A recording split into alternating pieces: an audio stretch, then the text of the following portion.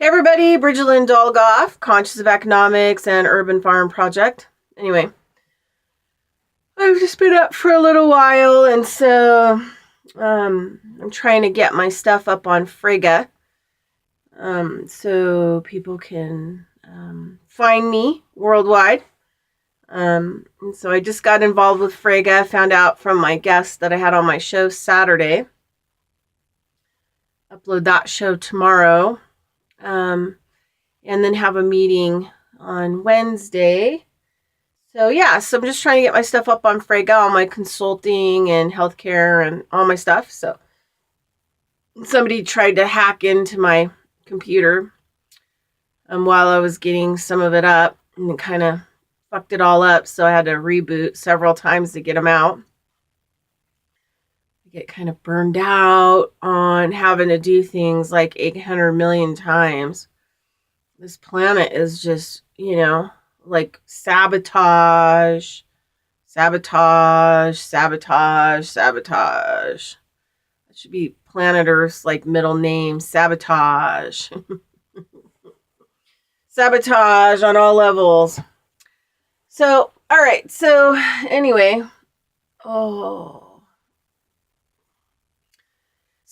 So today I just kind of want to talk to you about a period of my life. Later on in my life, I went on to meet the Lakota Sioux medicine woman that I studied with for a year. She had also been kidnapped basically off her reservation willingly because of issues that she had. She was, full native, but she was lighter. And so when she was growing up, she's older than me, probably maybe like 20 years, 30 years, something, 25 years. So I met her when I was 23 and studied with her for like a year. And we've always, even though we haven't really communicated a whole lot, I got to see her 14 years after, went up and met up with her. We had very parallel life experiences because we're similar. We come from the same place, which I discussed earlier in a soul symbol deal. And I think it's the only reason that she actually kind of worked with me and helped me to get me out of some of the programmed. I wasn't totally hypnotized or totally asleep, but she was the catalyst to bring me out of the rest of that state.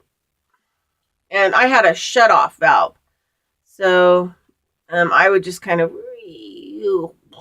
shut off. Talked about that before in some of my other videos.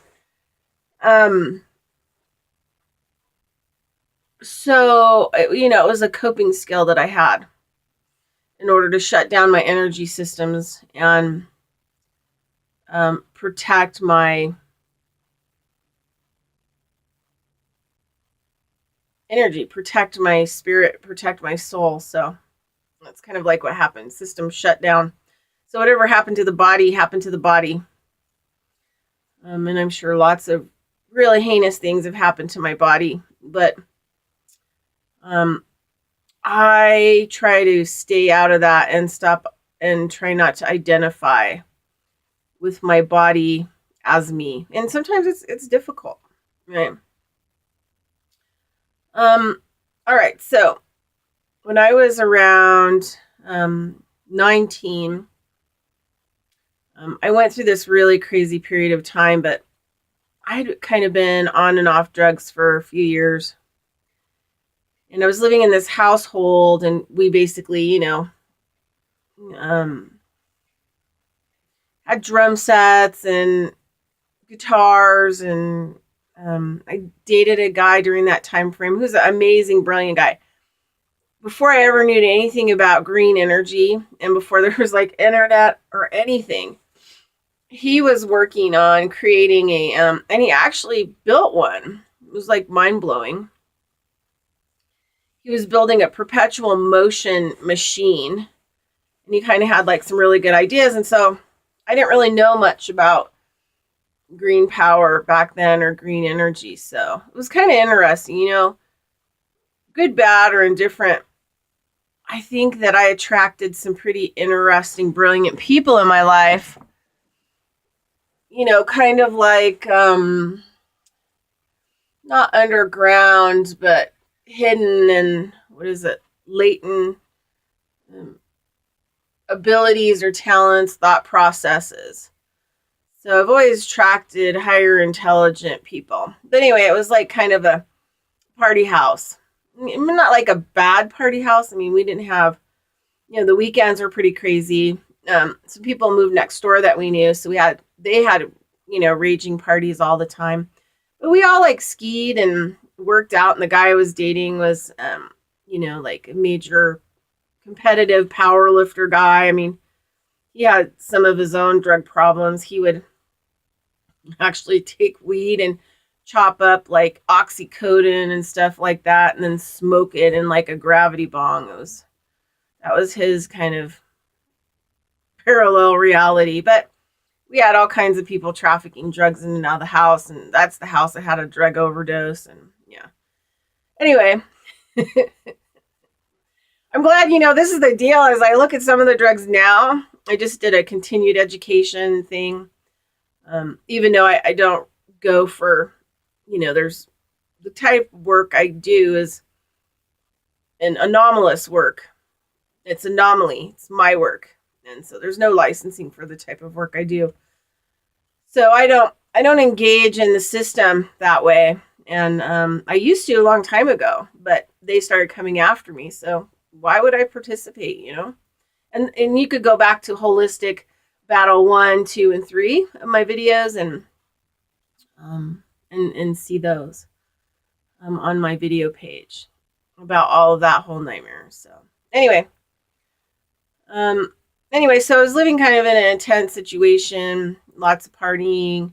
We all worked. We were all like responsible. There was like at one point in time, I think there was like 2, 4, maybe 6 people living in that house. And 2 were brothers. The guy I was dating, and then his younger brother moved into the really back room. It was an old house. And their older brother was like one of the top coke dealers in Reno. And they all went to UNR, and so there was like weighing out of drugs. I mean, it was like crazy. But anyway, so I kind of hit a wall. I hit a situation where I just did a lot of drugs and just had some major repercussions from the drugs. And had a situation that happened.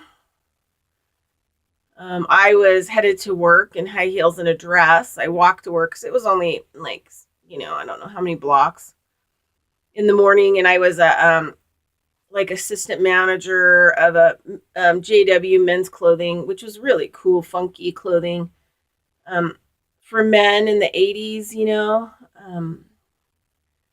and I just had been up too long, partying for too long, and I had to go to work early to do inventory. And on my way there, I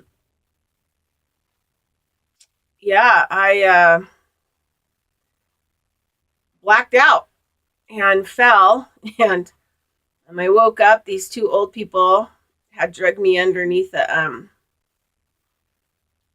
carport. And I was really dazed and confused. And they said, "Oh, an ambulance is coming." And I was like, "Oh yeah, that's not gonna be good." So I basically, took my high heels off, shoved them, in my bag, my purse, and, ran barefoot back to the house. And then I ended up staying on the couch for like, I don't know, 2 weeks, about 7 days. And they partied and I didn't sleep. I don't even really know what happened during that, 2-week period, except for one moment. But I kind of was in shock. Kind of had some spirit body separation stuff going on. Hit a wall with my entire life. And my roommate at the time, after this all happened, my roommate ended up, kicking out most of the people. out of the house. It was just him and me for a period. And anyway, so basically I just sat on a couch catatonic, sitting up for days on end, and not eating, not sleeping, just kind of like in a shock state. And about 7 days into it, my roommate is trying to put the phone, the wall phone, in my hand. And he's like, "It's your grandma." And my grandma was a prophet of the Pentecostal church, had her own abilities. I came from a very, very powerful woman bloodline family of healers and shamans and prophets. And I got the double whammy from that. I got it all. So made my life harder and trying to figure it all out growing up. And then being a star kid, just, was just a difficult task to try to act normal in a society where everything's completely the opposite, and trying to stay out of trouble. Trouble meant, any kind of mishaps that would have happened with my energy or other kids or people, or, should have. I'm lucky they just didn't lock me up in a closet. No, my family was pretty doody. So at least the women in my family really kind of constantly worked on me, I think. And my grandmother constantly monitored me psychically. And it was always interesting because at every tough turn, she'd either show up with my grandfather where I was living, which meant that they had to drive quite far, or she would call. I remember back then, it cost a lot of money to call long distance, or travel, or, they would come with the motorhome and stay with me for like a week. And, my grandma would just check in with me and then help me to do whatever I need to do, clean my house or, help me. And then in the end, she'd come visit me and I'd go get her and help her, kind of until it all kind of fell apart. But anyway, so 7 days into this catatonic state, I get a phone call from my grandmother, and she's asking me questions. I'm totally incoherent. And she said, basically that I need a lot of help right now, and that she's found some phone numbers in the Reno, Nevada phone book at the library or whatever, and that there's some phone numbers for help, and that right now it might be good for me to get a psychiatrist. Yeah. And so I was like, okay, well, give me the number. So anyway, I ended up calling around. Just couldn't shower, just couldn't do anything. Just just everything was gone. It's weird because I can feel like a lot of this energy in my back here, in my left side, my awareness in the right brain. So it's kind of an interesting thing. I can feel it kind of in the assemblage point area, or where, you can move the assemblage point. Anyway, and so I call around and then they hook me up with this psychiatrist, and it was at 7777 Forest Street. And it turned out to be an old house, and there were several therapists in there as well as a psychotherapist or a psychiatrist. And so I make an appointment. It's like 5 days down the road, and I go in, and anyway, I have a meeting with the psychiatrist. And like halfway through the meeting, he kept saying, well, we'd really like to put you on some drugs, to kind of balance you out. And I'm like, yeah, no. I kind of got messed up in drugs, and I don't really want to be messed up in drugs again. And it's just not kind of a thing that my family's into or that I was raised with. And I was totally allergic to like penicillins and stuff like that. So, I couldn't take that stuff. So I wasn't raised a pill popper. I mean, now they would call it like faith healing and stuff, but my great grandmother was an herbalist and shaman and medicine, powerful medicine woman, on all levels, energetically and physically and plant and whatever. And just my grandmother, her daughter was, a exorcist and a prophet. And my mom, you know, I just wasn't raised a pill popper or pill pusher, or a lot of my choices weren't in medicine, right? Now I believe that, and this will be another probably video, but I believe that my mom was forced to put me in some kind of special medicine program, and there's a lot of weird stuff around that. And because I can remember the doctor that we would go to and the nurse vividly from this program, and just how pieces fall together over your life. So, but anyway, so I go and I'm dealing with a psychiatrist, and periodically it keeps going and going. Okay, well, back then they didn't really have detox programs, and I had been sitting on a couch for like 2 weeks and had no drugs or anything. So I think I was past like the detox. Anyway, he kept leaving and coming back, leaving and coming back. And then he came back in the room, and this was like about hour 2, I think. And I remember I saw outside the door, and I saw these guys that had coats on and stuff, like white coats and stuff like that, standing outside kind of by the receptionist desk and stuff. And they were all kind of looking in, and all of a sudden I got the messages that, like they're going to commit me, right? Like something's going on here. Like, what the fuck is going on? But all of a sudden it was like something grabbed me from the back of my neck by my coat and stood me up and just spoke for me and said, when the psychiatrist came back in the room, I said, you know what? This is like really not going to be my thing. And I'm just, I'm not really interested in what's going on here. And I just have a really bad feeling and I'm leaving. And he's like, no, don't leave. And I walk out the door and they're looking at me. And then they're standing there. Everybody's like kind of like, in slow motion trying to figure out what's going on. And I just tore off and ran.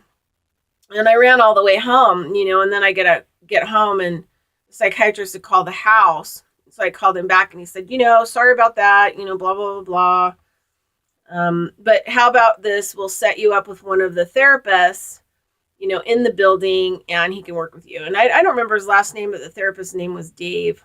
Anyway, I really liked him actually, but they corrupted him as well. So this is when I found out that NASA really isn't a space program, that it was a human psychic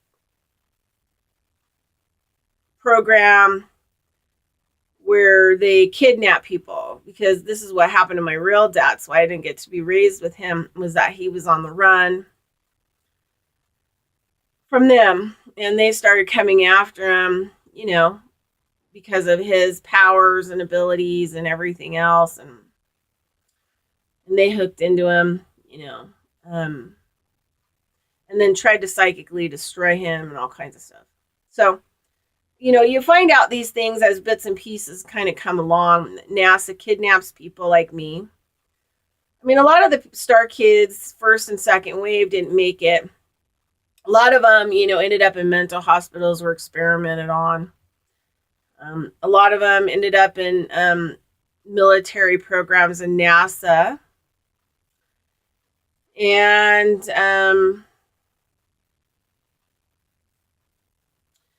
were used as weapons, remote viewing, and some even more intense, which I'll talk about towards the end. Anyway, I can feel like energy trying to come in around me to like shut me down from talking about this publicly. Anyway, I just want people to know that, I've decided that I'm going to talk about this stuff because I had a dream and an omen that's time. And I waited for a long time. I've contacted lots of UFO people and all kinds of different people to talk to them, about my experiences. And they, like everybody else, has just shut the door on me. So I consider them fake, and I consider them frauds, and yeah, not interested in being a test subject for them, right? Because that's all they want to do. Because they need to put you in some kind of category or box, and there's just no way I'm going to fit in a category or a box. I can barely fit in this world. So anyway, what happened was, sorry, I have wild lady here. Try to keep it. The more I talk, the more it gets kind of crazy. So I ended up going back to therapy, and I ended up having therapy with this guy, and he actually gave me some pretty good, like, physical, skills, and taught me how to deal with some coping mechanisms, and get my new coping mechanisms. And he actually got me out of a comatose state. It took about 6 months for me to, like, kind of shake everything off. And then I completely changed my life. And there were still lots of people in drama and chaos and all that other stuff, but it changed radically. I got out of the relationship and moved out of that house. I became kind of more isolated. I didn't hang out in crowds. I didn't drink, didn't do drugs. And, just a lot of things immediately changed. My focus changed. My life didn't get better, but, it is what it is. So, anyway, so during that time frame, as I got healthier and healthier, the therapist, Dave, started to notice that, what I was telling him about myself, that the powers and stuff I had. So towards the end of going to therapy with him for 6 months solid, I think I even went like twice a week for a while, and then went once a week, and then, every couple weeks until, it was over. Anyway, but, he would have me show him the things that I could do back then. And it was more stuff that I could do back then that were movement things. Like I could move doors. I couldn't really unlock a door, open the door, but if the door wasn't completely shut, I could use my mind to open it, and I could use my mind to close it. I mean, I'm sure if I would have kept working on it, eventually I could have, been outside of a door in a building and been able to unlock it and walk in, right? But I didn't really have enough people to actually teach me, how to use the stuff I had. And my great grandmother, left this world and left her body behind, when I was around 8 or 9. And so I used to visit her with my grandmother in a convalescent home, and she used to speak in another language, right? Totally another language. And sing in another language. So I always had the feeling like she may have been native. But all of that stuff was not talked about. I mean, my grandmother, her daughter, became a member of the Pentecostal church to really hide a lot of stuff and to protect us, So even when my great grandmother died, everything was removed and destroyed by my grandmother. All of her herbal books and everything else. And I always got the feeling that it was because, we couldn't have anything that would liken us to witches. We weren't witches, but we couldn't have anything there. We couldn't have anything around, and all of it had to be removed. So never really could find out information about my great grandmother. And the thing is like where she came from was never really talked about. Always talked about, when she kind of met my great grandfather, kind of, and then all of that story, and they still don't really know a whole lot. Anyway, so I think a lot of that kind of stuff gets hidden for a reason, for safety or whatever else. I think a lot of people kind of go through that kind of stuff, or that's why they want to look, Ancestry.com, they're trying to, put the pieces together. Anyway, I'm having some really freaky sensations right now. I think my friend Muwanji is working on me too, because he all of a sudden popped on. So I think he's also helping. He's been helping to keep me protected a little bit as well. But yeah, I'm having some really weird sensations. So I better get through this because I've only got 10 more minutes before it kicks me off. All right, so I went to him. He really helped me to teach me some skills and stuff like that. And then I was showing him my abilities. And I had this one ability where I shut people off.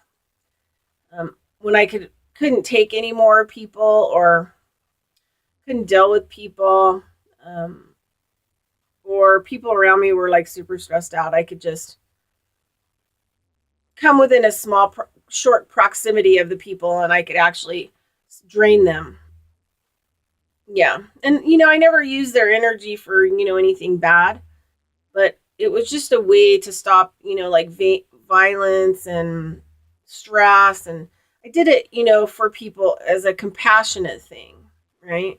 To just shut them down. And so I drained him. And he said, the next time that, we had a session, he said that he literally could not get off his desk all day and see patients or anything like that. He had to cancel the rest of his day. And then he went home and he was pretty lethargic, but then he slept and he felt really good the next day because, I cleaned his slate. So, it's kind of like doing a reboot on your, computer, cleans a lot of stuff off, right? Gets rid of stuff. And I don't really do those kinds of things anymore because a lot of those things were more on the negative. They were more on the protective and protecting myself kind of place. They were abilities that I picked up that, were kind of more negative. But I could see that if, I had been kidnapped, that, I could have been used badly. I could have been used as a serious weapon. And my mind, now is less innocent. So I'm more aware of everything that goes on around me. And thank God for ancient shamanism and the practices and what it can do for your awakeness and awareness and really dealing with this world. So anyway, I ended up having therapy with him, and about I don't know, 6 months. Woo, there's some serious intense energy. Starting to run up in my ears. Boy, they don't really want me to talk about this at all. Okay, so anyway, that's why I'm having a hard time thinking, because it's kind of so I'm going to try to push it away, back a lot of it off right now. Just to give myself some space. Okay. So about a month after I graduated from therapy, I get a call from Dave, the therapist. And he says, hey, me and my wife are going to have dinner. And this is back when I'm 19, I'm naive. He says, these people want to come in from NASA. He goes, a really good friend of mine is really interested you and your abilities.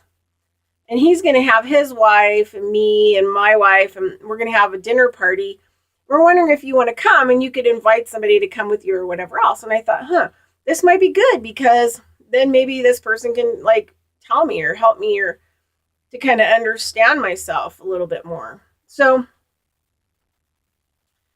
I said, yeah, I'll let you know. So I called a really good friend of mine and I said, hey, do you want to go to this dinner party with me? And he started screaming at me. He's like, have you lost your fucking mind? Have you lost it?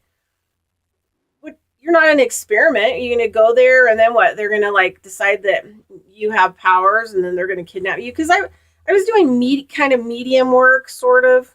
And that's the name that you could give it. Always. I mean, people always came to me no matter what, since 16 years of age, even family members would talk to me about things so that I could give them information and help them, or get them to understand the situation, or, things like that. So I always was that way. So a lot of my friends kind of knew me that way. It's kind of special. Or Fruit Loop. I think one of my friends called me the Fruit Loop. But so I was always like off and abnormal.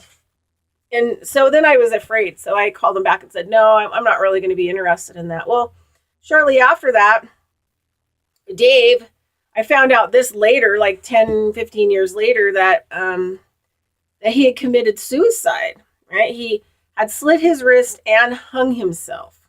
Yeah. So not suicide, called murder. And it seemed like the timeline was like right after I didn't really want to come to dinner with the NASA people. Like I said, no. And then right after that, the whole 7777 Forest Street burned down to the ground. And it was gone. And then they rebuilt, a more modern building there. So, the whole thing was like, really crazy. And then I went on to find out more about, things that have my ability. My Lakota Sioux medicine woman teacher, and she got kidnapped with NASA that's a whole other story. And she was captured by them, and they weren't going to let go of her. And she kept raising in her abilities till she could hear their thoughts and knew what they were up to. And then eventually escaped. And then my dad, when I was 18, had a conversation with him and found out it was the last physical time that I'd saw him until I went and collected his body in October 2016 when the coroner office in Spokane found me. And just a lot of, people that had similar things. So recently, about 3 or 4 years ago, there were some women that came to visit me, and one was from BIS, or Bureau of International Settlement, or working with the Bureau of International Settlement, kind of a thing on the good, trying to help create new economic systems that support the people and that the governments are not involved. And she came with this other woman. They were asked to come see me by somebody from Canada, which I'm not going to talk about or disclose, and have a conversation with me in person. So they called me and then set up an appointment and came to Reno, and we sat in front of Whole Foods eating lunch and talking. And the one woman that came with her was an apprentice of this shaman woman that worked for the government, or probably was kidnapped by NASA, and her talents were used to assassinate people. So this woman was telling me that she's like on the inner, really inner echelon of the Pentagon. And while she's talking to me, because I always feel people out energetically. Because sometimes people believe hallucinations that they've been programmed to believe. Not always are what they're saying is fact. Sometimes it's programming, like a computer program. And so, you have to I have to look at the signs and signals and everything else that are going along with it. At one point, this hologram, the square hologram shows up like a little TV screen, and there's like an Asian kind of looking being in it.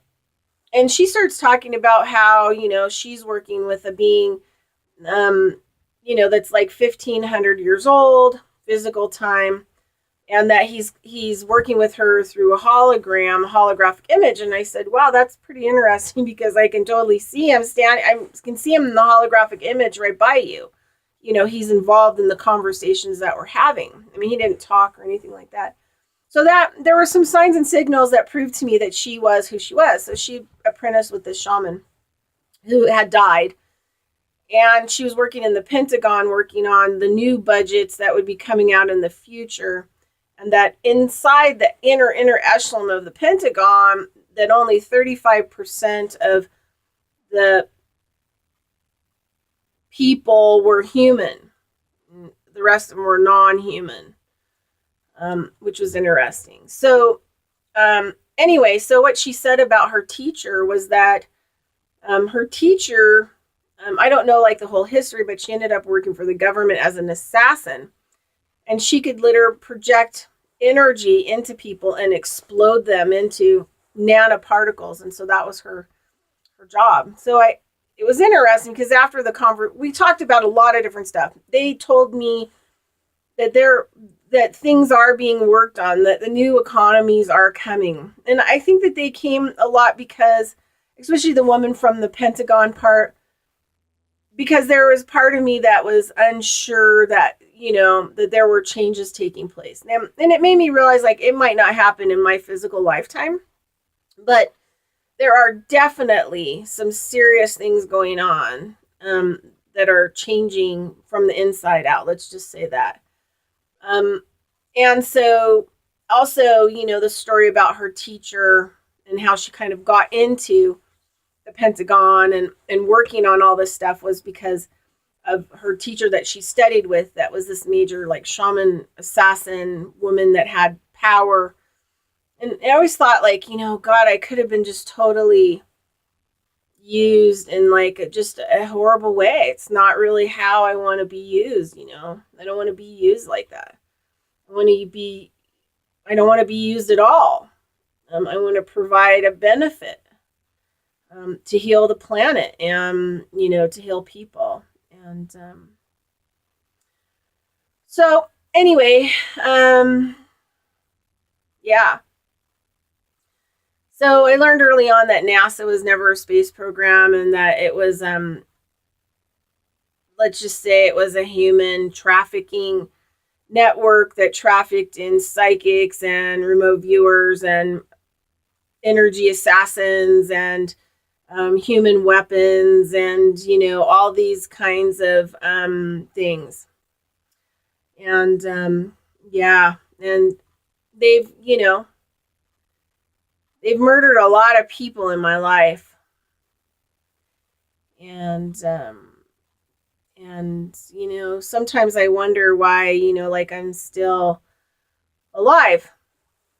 And I think a lot of it is because my star family, has protected me, even though they've also seriously, been involved with, hurting me physically. And that's a whole other story. And I think I've talked about it on my channel before. So anyway, that's it. That's what I have for you right now. What I want to talk about right now. But anyway, thanks for listening. Bridget Lynn Dolgoff, Conscious of Economics and Urban Farm Project.